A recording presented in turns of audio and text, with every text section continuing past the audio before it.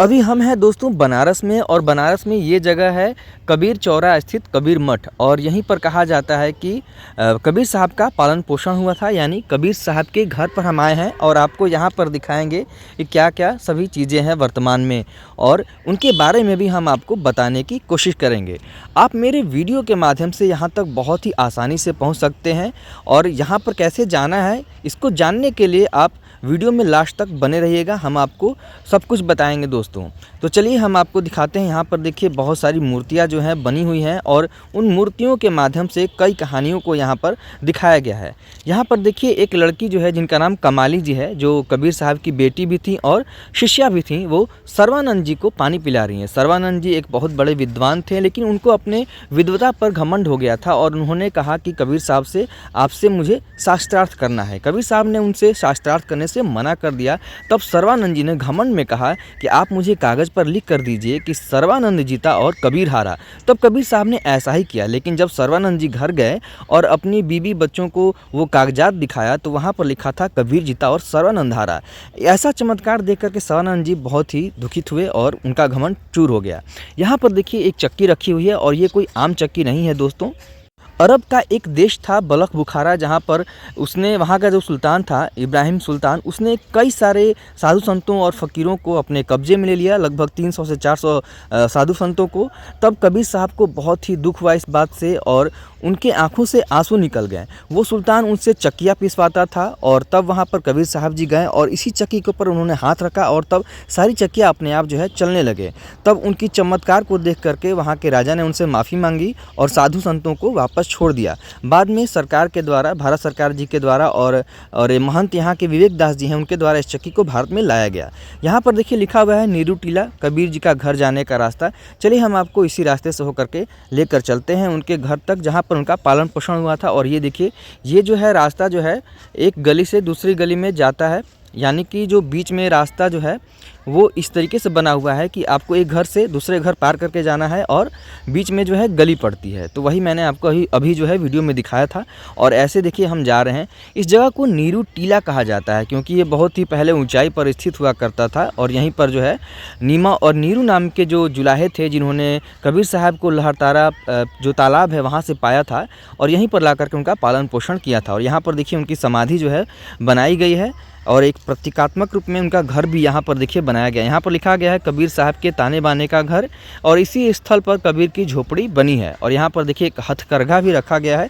जैसा कि मैंने आपको बताया कि उनके माता पिता जो है जुलाहे थे, और कपड़े सिलने वगैरह का काम वगैरह उनके यहाँ होता था। और यहाँ पर बहुत सारी चीज़ें भी रखी गई हैं।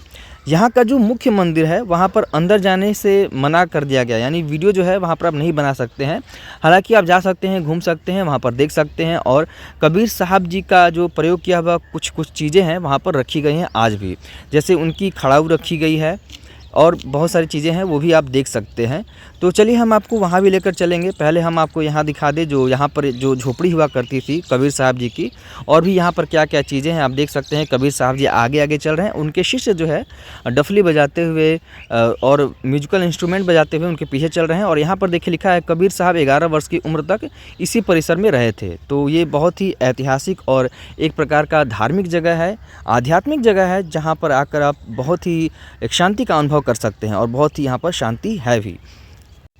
इसी परिसर में आपको देखने को मिलेगा कि यहाँ पर रविदास जी की मूर्ति भी बनाई गई है, और कहा जाता है कि रविदास जी कबीर दास जी के एक दोस्त भी थे और शिष्य भी थे उनके, और उन्हीं के कहने पर, यानी कबीर साहब के कहने पर ही रविदास जी ने मीराबाई जी को दीक्षा दी थी, शिक्षा दीक्षा दी थी। और यहाँ पर देखिए महात्मा गांधी भी कभी आए थे इस आश्रम में, तो यहाँ भी उनके मूर्ति जो है प्रतीकात्मक बनी हुई है। और यहाँ पर देखिए ये मीराबाई जी हैं जिनको भजन कीर्तन करते हुए दिखाया गया है। तो वो रविदास जी की शिष्या थीं, लेकिन रविदास जी की शिष्या कबीर साहब जी के कहने पर रविदास जी ने उनको अपनी शिष्या बनाया था। और यहाँ पर सारा जो है वो सब चीज़ यहाँ पर जो है मेंशन जो है किया गया है इस पट्टी पर। आप आकर के यहाँ पढ़ सकते हैं। यहाँ पर रविंद्रनाथ टैगोर भी आए थे, और उनके प्रतीक के रूप में यहाँ पर देखिए बनाया गया है चित्र को।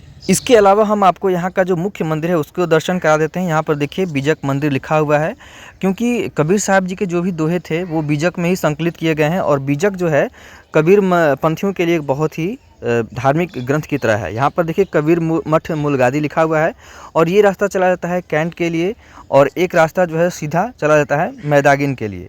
और हमें जो है यहीं पर कबीर चौराहा, जो ये चौराहा है, यहीं पर रुक जाना है और यहाँ से होते हुए हमें आगे बढ़ना है। यहाँ पर देखिए पहले वो कबीर जी की मूर्ति लगाई गई है और उनके पीछे पीछे उनके शिष्यगण चल रहे हैं।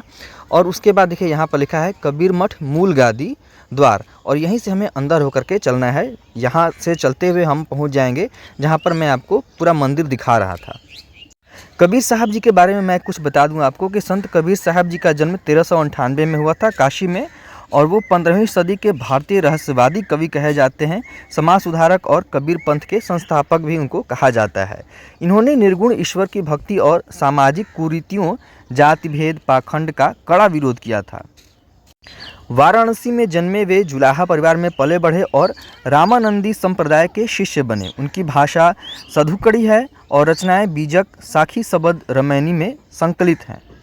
और अब हम धीरे धीरे, जैसे ही मैंने आपको चौराहा दिखाया, पता भी बता दिया, ठीक वैसे ही आपको आना है। और यहाँ पर देखिए उनकी गलियों को किस प्रकार से पेंटिंग किया गया है ताकि टूरिज़्म को बढ़ाया जा सके और कबीर जी के जो दर्शन है वो ज़्यादा से ज़्यादा लोग यहाँ पर आकर के कर सके।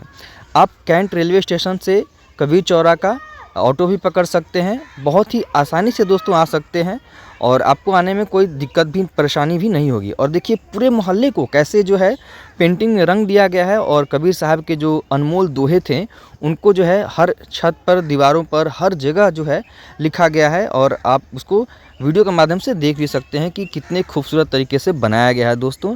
और गलियों में जैसे ही आप प्रवेश करेंगे यहाँ पर देखिए उनके कई दोहे और उनके जीवन से संबंधित, उनके जो बाल्यपन से, जवानी से लेकर के जो घटनाएं हुई हैं उनके लाइफ में, उन सबको चित्र के माध्यम से बहुत ही खूबसूरत तरीके से बनाया गया है।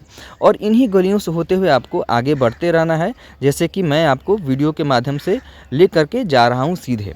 और आप जैसे ही आगे बढ़ते जाएंगे आपको और भी बहुत सारी खूबसूरत जगह और चीज़ें जो है देखने को मिलती जाएंगी। ये देखिए रास्ता सीधर जा रहा है और हमें जो है बाएं मुड़ते हुए चलते जाना है, आगे बढ़ते जाना है। और जैसे ही हम आगे बढ़ेंगे यहाँ पर देखिए आ गया है ये कबीर चौरा मठ, जिसे आदि मूल गादी भी कहा जाता है, सदगुरु कबीर मंदिर। तो चलिए हम आपको अंदर लेकर चलते हैं। यहाँ पर शाम को 3 बजे से 6 बजे तक और सुबह में 7 बजे से 11 बजे तक ये मंदिर जो है। तो दोस्तों अभी आप देख रहे थे कबीर साहब जी का घर, जहाँ पर उनका पालन पोषण हुआ। और कैसा लगा वीडियो आप कमेंट करके बताइएगा। मेरे वीडियो के माध्यम से आप बहुत ही आसानी से आ सकते हैं। जैसे जैसे मैं होकर के आया हूँ गलियों से, आप भी आ सकते हैं यहाँ पर। और कमेंट करके बताइएगा कि आप कभी यहाँ पर आए हैं या नहीं, या आप कब आएँगे यहाँ पर, और कैसा लगा वीडियो, मेरे द्वारा जानकारी जो दी गई वो कैसी लगी। मिलते हैं अगले वीडियो में, तब तक के लिए आप सभी का बहुत बहुत धन्यवाद।